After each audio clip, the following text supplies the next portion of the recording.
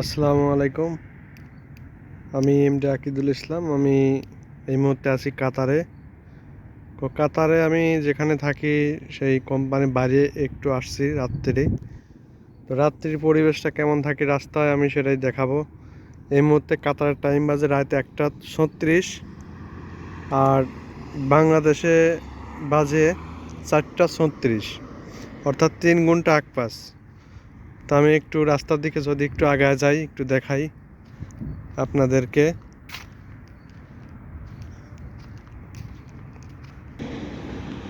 দেখতে পাচ্ছেন এই মেন রাস্তার পাশে আমি দাঁড়িয়ে আছি এই মুহূর্তে।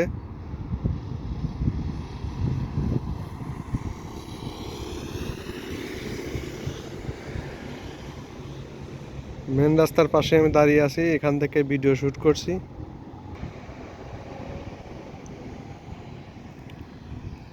আমি যদি একটু দেখাই, একটু সাইডে দেখেন রাতের কি অবস্থা কাতারের রাস্তার। তো আমি ধীরে ধীরে একটু আগাই রাস্তার দিকে।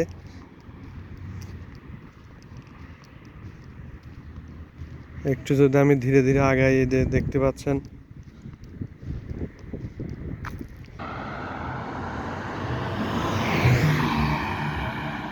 পাচ্ছেন রাতের অন্ধকারে কেমন দেখা যাচ্ছে।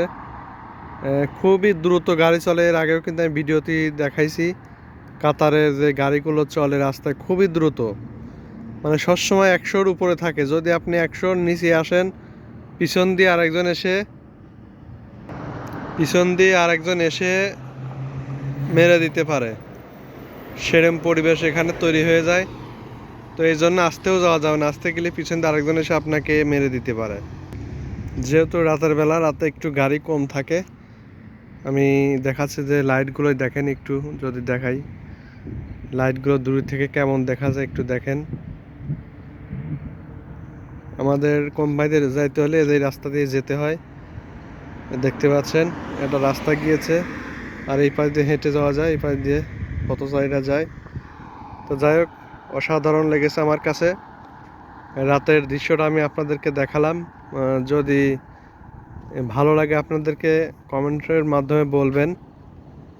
আর যারা যারা কাতারে নাই, দেশে বসে ভিডিওটা দেখছেন, কাতারের বাইরে থেকে দেখছেন, অবশ্যই তারাও বলবেন। আর যারা কাতারে আছেন তারাও বলে যাবেন এই ভিডিও দেখে।